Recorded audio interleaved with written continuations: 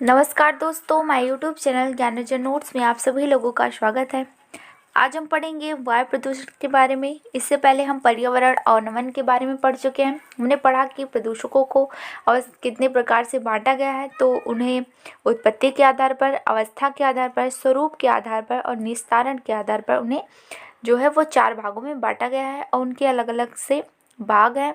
उत्पत्ति के आधार पर हमने देखा था कि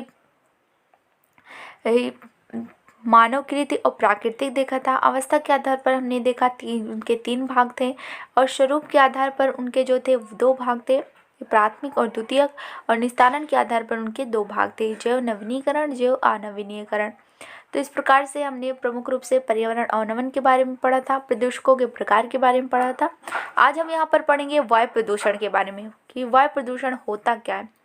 वायु प्रदूषण एक ऐसी समस्या है जिससे हमें सांस लेने में समस्या हो सकती हैं और अनेक प्रकार से जो है समस्याएं उत्पन्न होती हैं। वायु के प्रदूषण होने से हमें हमारी जो देखने की क्षमता होती है, यानी आँखों पर भी यह प्रभाव पड़ता है। इससे हमारे आँखों की जो विजुअल यानी देखने की क्षमता हो जाती है, दृश्यता जिसे कहते हैं, वो कम हो जाती है एक प्रकार से। आइए देखते हैं किस कारण से ये होता है। वायुमंडल पृथ्वी का कवच है। जैसा कि हम जानते हैं कि हमारी जो पृथ्वी है, पृथ्वी के चारों ओर एक वायुमंडल की एक मोटी परत बिछी हुई है, जिसके कारण हम वायुमंडल में जो कि उल्कापिंड गिरते तो हैं अधिक महाअंतरिक्ष से, लेकिन जो छोटे छोटे मात्रा में गिरते हैं उन्हें वायुमंडल में जब वो गिरते हैं बहुत ही तेज़ी से, तो वो वहीं उन्हें जला देती है, जो छोटे छोटे कण होते हैं। लेकिन अगर बड़े उल्कापिंड जो गिरते हो तो सीधा वो डायरेक्ट पृथ्वी पर गिरते हैं। इससे क्या होता है कि अनेक प्रकार से अंतरिक्ष से आने वाले पिंडों से वो हमारी रक्षा करती है और अन्य प्रकार की गतिविधियों से हमारी रक्षा करती है, जिससे हम पृथ्वी के वायुमंडल को पृथ्वी का कवच कहते हैं। अब आइए देखते हैं, भूतल की समस्त प्राकृतिक एवं मानवीय घटनाओं का कारण है हमारे वायुमंडल विभिन्न गैस का एक निश्चित अनुपात पाया, यानी कि हमारे वायुमंडल में अनेक प्रकार की गैसें पाई जाती हैं। कौन कौन सी वो गैसें हैं, तो सबसे पहले हम नाइट्रोजन की बात करें तो ये सबसे अधिक मात्रा में पाई जाती है। 78.09% जो है वो वायुमंडल में सबसे अधिक क्या पाया जाता है, कौन सी गैस, तो नाइट्रोजन है। उसके बाद है नाइट्रोजन के बाद ऑक्सीजन है, तो वो पाया जाता है 220 यानी कि 20.95% जो है वो ऑक्सीजन पाया जाता है। आर्गन जो है वो 0.93% पाया जाता है और कार्बन डाइऑक्साइड जो है वो 0.03%।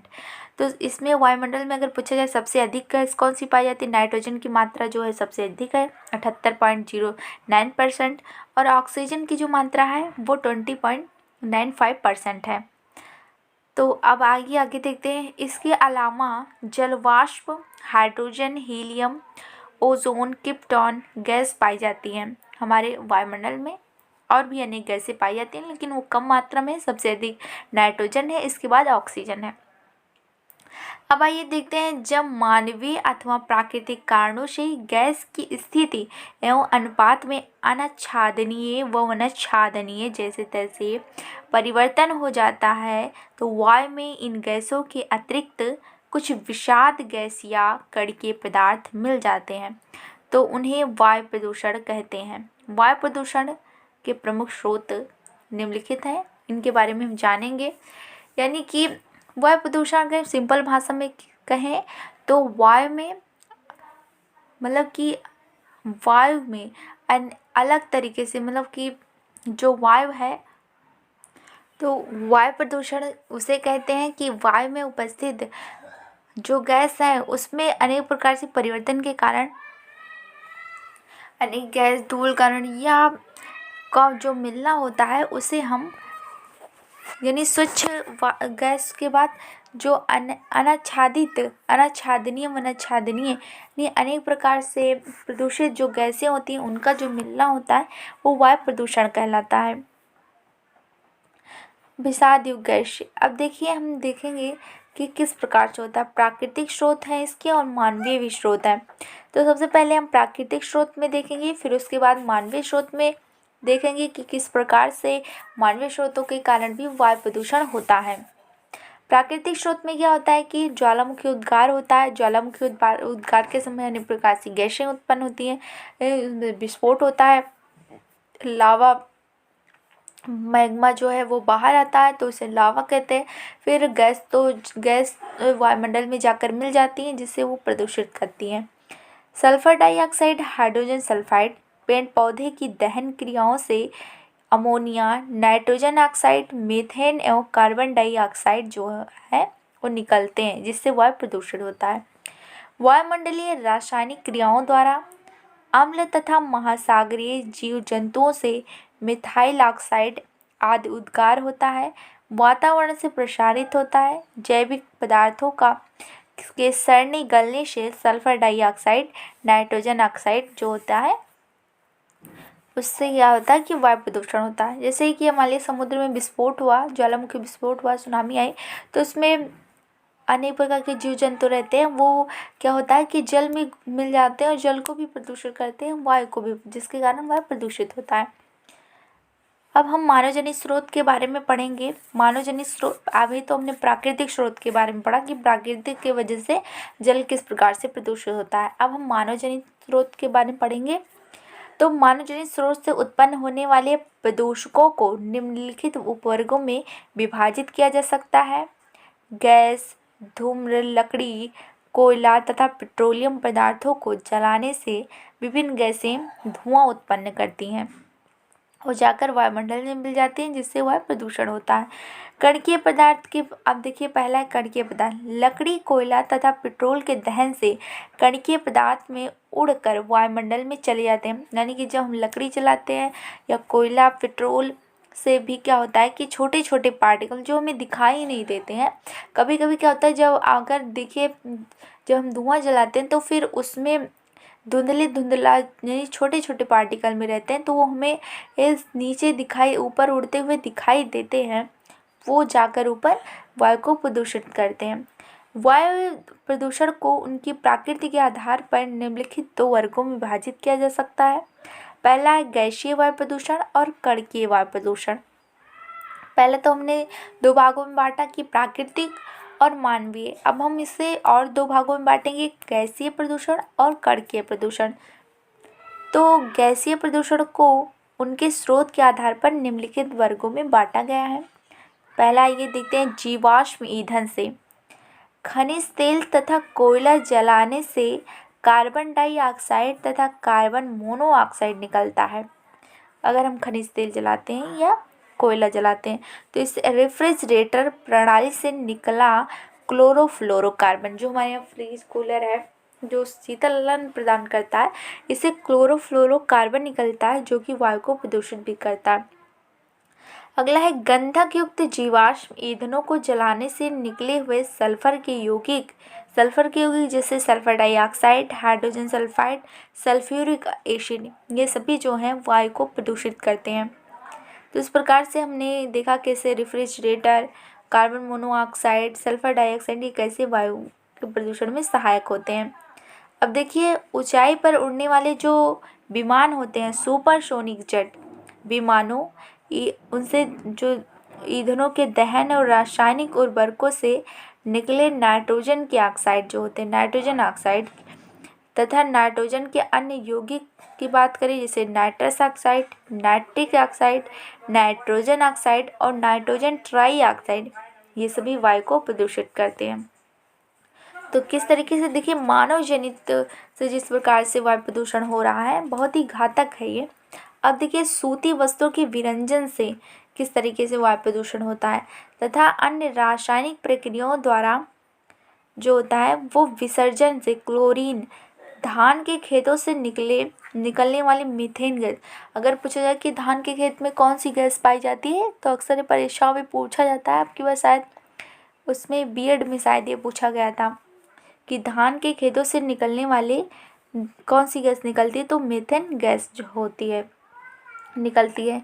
कणकीय वायु प्रदूषण की बात करें, अब हमने देखा था कि गैसों के आधार पर देख लिया, जैसे नाइट्रस ऑक्साइड, मोनोडाइऑक्साइड और सल्फ्यूरिक ऑक्साइड, इन सब के माध्यम से कैसे वायु प्रदूषण हो रहा है। और रेफ्रिजरेटर, CFC, क्लोरोफ्लोरोकार्बन। अब हम देखेंगे कणीय प्रदूषण के आधार पर। तो देखिए, ठोस एवं तरल बूंदों के सम्मिश्रण होते हैं। ये जो कणीय पदार्थ होते हैं, इन्हें निम्न उपवर्गों में विभाजित किया गया है, इनको भी। अब देखिए एरोसोल, यहाँ पर हमने पहले ही हम इसको बता चुके हैं छोटे माध्यम से, अब इसे विस्तार से पढ़ेंगे हम। तो देखिए, हवा में लटके तरल या ठोस कणों को एरोसोल कहते हैं। एरोसोल किसे कहते हैं? जो हवा में लटके तरल या ठोस कण होते हैं उन्हें एरोसोल कहते हैं। लेकिन कैसे लटके होते हैं? धुओं के माध्यम से वायुमंडल में जाते हैं। यह 1 से 10 माइक्रोन के आकार वाले कण होते हैं। देखिए, 1 से 10 माइक्रोन कितने हैं? इनकी उत्पत्ति ताप बिजली घरों, स्वचालित मोटर वाहनों तथा घरों में जीवाश्म ईंधनों, लकड़ी आदि के दहन के फलस्वरूप होता है। यानी यह धुओं के माध्यम से आकाश में जा रहे हैं। अधिकांश एरोसोल विकिरण के परावर्तन को बढ़ाकर एल्बिडो में वृद्धि कर देते हैं।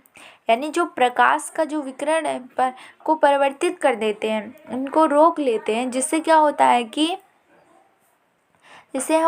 अगर हम पृथ्वी के एल्बिडो की बात करें तो जितनी जो है आगत उष्मा होती है उतनी ही क्या होती है कि निर्गत उष्मा होती है। अगर हम जितना पृथ्वी से प्रकाश आ रहा है अगर उतना नहीं जा पाता तो उसी को हम कहते हैं कि पृथ्वी का एल्बिडो है। और तो यहाँ पर एल्बिडो का कार्य कौन कर रहा है? तो देखिए, एरोसोल भी एल्बिडो का कार्य करता है। एल्बिडो में वृद्धि करते हैं, जिसे हम ग्लोबल कूलिंग की संभावना बढ़ जाती है। ग्लोबल कूलिंग की संभावना क्या होती है? बढ़ जाती है। तो एरोसोल जो होते हैं वो एल्बिडो में वृद्धि कर देते हैं और ग्लोबल कूलिंग की संभावना जो होते हैं वो बढ़ा देते हैं। इससे पृथ्वी क्या हो जाएगी? एकदम ठंडी हो जाएगी। Flying dust. अब फ्लाइंग डस्ट किसे कहते हैं? या इसे हम हिंदी में उड़न राख के बारे में उड़न राख भी कहते हैं। देखिए क्या होता है, यह मुख्य रूप से कोयला, पत्थर आधारित ताप, विद्युत घरों से उत्पन्न होने वाले यहाँ पर होना चाहिए सूक्ष्म पाउडर होते हैं, जिनका निर्माण aluminium, silicate, silicon dioxide, calcium dioxide आदि से होता है। जो उड़न राख का निर्माण होता है, इसमें सीसा, आर्सेनिक, कोबाल्ट एवं कॉपर जैसे जहरीले भारी धातुओं के कण भी होते हैं। इसमें जीवों में श्वसन तंत्र संबंधित रोग हो जाता है। यानी ये सब जो वायुमंडल में मिल जाते हैं, जिससे क्या होता है वायु के माध्यम से, तो जीवों में क्या हो जाता है कि श्वसन तंत्र को ये प्रभावित कर देते हैं। अब देखिए, वायु प्रदूषकों के प्रभाव हम देखेंगे कि इसका क्या प्रभाव पड़ता है।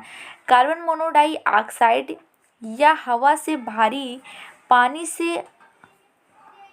पानी में क्या होती है? आग घुलनशील और गंधहीन, स्वादहीन एवं रंगहीन गैस है, तो जो मानव के साथ साथ अन्य प्राणी के लिए अत्यंत हानिकारक है। सभी वायु प्रदूषकों में 50% भाग का प्रतिनिधित्व करती है। कौन सी गैस? तो वो है कार्बन मोनोडाइऑक्साइड, जिसे हम दम घोटू गैस कहते हैं। अगर परीक्षा में आ जाए दम घोटू गैस किसे कहते हैं, तो कार्बन मोनोडाइऑक्साइड जो है वो दम घोटू गैस के नाम से जानी जाती है।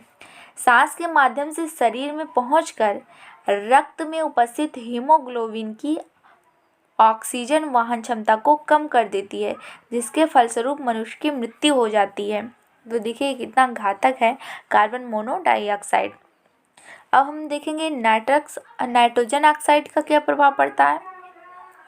यह रंगहीन एवं गंधहीन नाइट्रिक ऑक्साइड तथा तीव्र गंध वाली नाइट्रोजन ऑक्साइड तथा नाइट्रोजन डाइऑक्साइड गैसों की ऑक्साइड है।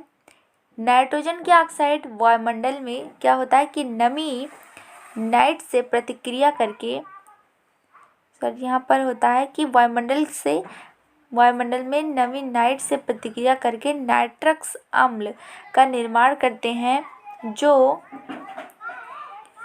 वर्षा का पानी के साथ साथ धरातल पर अम्ल वर्षा के रूप में आ जाते हैं, यानी कि नमी के माध्यम से ये वायु में मिल जाते हैं और उसके बाद क्या होता है, वर्षा के माध्यम से ये पृथ्वी पर गिर जाते हैं, इससे ये वायु को प्रदूषित करते हैं। नाइट्रोजन ऑक्साइड के तत्व खनिज तेलों को जलाने से होता है। मनुष्य के शरीर में नाइट्रोजन ऑक्साइड के अधिक सांद्रण के कारण वह कई रोगों से ग्रसित हो जाते हैं। अब सल्फाइड के ऑक्साइड से देखेंगे कि वायु प्रदूषण का ये तृतीय घटक होता है, सर्वाधिक महत्वपूर्ण प्रदूषक है। पहला हमने देखा कार्बन मोनोडाइऑक्साइड, नाइट्रोजन ऑक्साइड, अब हम देख रहे हैं सल्फर ऑक्साइड। तो वायुमंडल के समस्त वायु प्रदूषकों के सकल भार का लगभग 20% होता है जो सल्फर डाइऑक्साइड होता है। इसे यह के मानव जनित स्रोतों में प्रमुख है। ताप शक्ति गृह यानी कोयला, खनिज तेल शोधशालाएं, स्वचालित वाहन, तीनों स्रोत सम्मिलित रूप से मानव जनित स्रोतों से होने वाले वायु के सल्फर डाइऑक्साइड द्वारा प्रदूषण में 50% योगदान करते हैं। सल्फर डाइऑक्साइड आँखों में इससे जलन हो जाती है, जिससे दमा, खांसी, फेफड़ों के रोग, सिर में दर्द, चक्कर आना, सांस लेने में कठिनाई जैसी परेशानियां बढ़ जाती हैं। यानी कि जब वायु में सल्फर डाइऑक्साइड की मात्रा बढ़ जाती है तो हमें दमा हो जाता है, आंखों के नीचे खुजली हो जाती है, फेफड़ों के रोग भी हो सकते हैं, सिर में दर्द, चक्कर आना और सांस लेने में हमें कठिनाई भी हो सकती है। सल्फर डाइऑक्साइड को देखिए क्रैकिंग गैस भी कहते हैं, क्योंकि अगर पूछा जाए क्रैकिंग गैस किसे कहते हैं तो सल्फर डाइऑक्साइड को कहते हैं, और दम घोटू गैस किसे कहते हैं तो मोनोडाइऑक्साइड को कहते हैं। यदि यह लगातार पत्थर पर प्रवाहित की जाए तो छत विच्छत हो जाती है, पूरी तरीके से छत विच्छत नहीं, टूट कर अलग हो जाती है।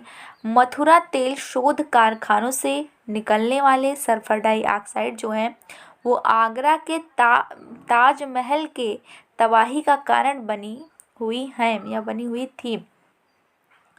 तो अगर से पूछा जाता कि जो आगरा का जो ताजमहल है वो क्यों किस कारण से पीला पड़ रहा है, तो मथुरा में ऑयल फैक्ट्री है, रिफाइंड ऑयल फैक्ट्री है, तो उससे निकलने वाले जो धुएं हैं उनसे वो जो है उसका रंग पीला पड़ रहा है सल्फर डाइऑक्साइड। इसके कारण ही औद्योगिक क्षेत्रों में विषाक्त ध्रुव कोहरे का निर्माण होता है, जिस कारण मानव में कई प्रकार के रोग हो जाते हैं। डॉक्टर हेनरी एंटोनी ने जुलाई 1905 में अपने शोध में स्मॉल शब्द का पहली बार उल्लेख किया था। यह 2 शब्दों से यह था। अब देखेंगे स्मोक जो है वो 2 शब्दों से मिला है। स्मोक का अर्थ है धुआं तथा फॉग का अर्थ है कोहरे से मिलकर बना हुआ। जो स्मोक किससे बना है तो धुआं तथा कोहरे से मिलकर बना हुआ है। अब हम देखेंगे क्लोरोफ्लोरोकार्बन।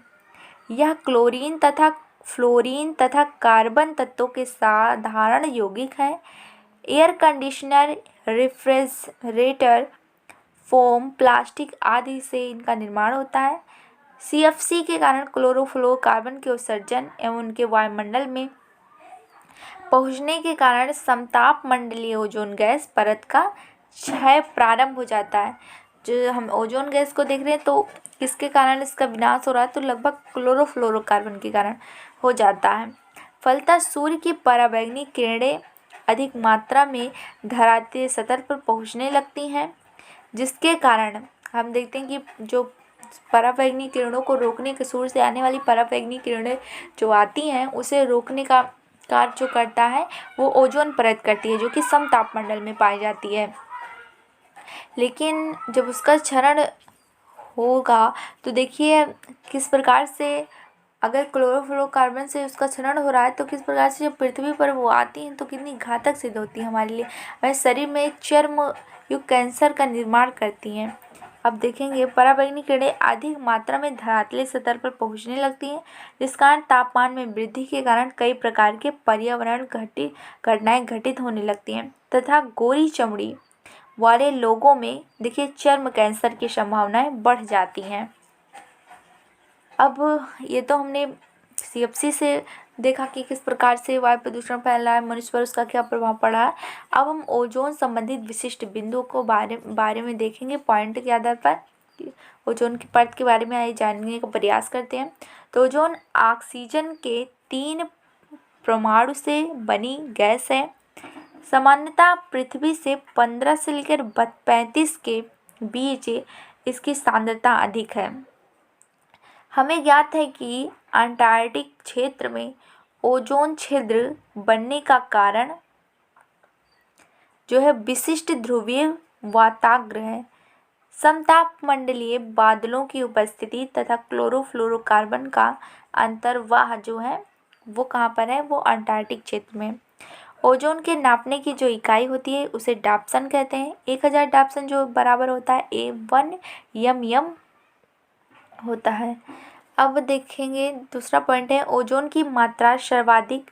ये पूछा जाता है ओजोन की मात्रा सुबह 8 बजे से बढ़ना तथा शाम के 6 बजे से घटना प्रारंभ होती है। तो पूछा जाए अगर पेपर में कि ओजोन की मात्रा कब कब बढ़ती है, तो सुबह 8 बजे से इसे बढ़ना प्रारंभ करती है और 6 बजे से घटना प्रारंभ कर देती है।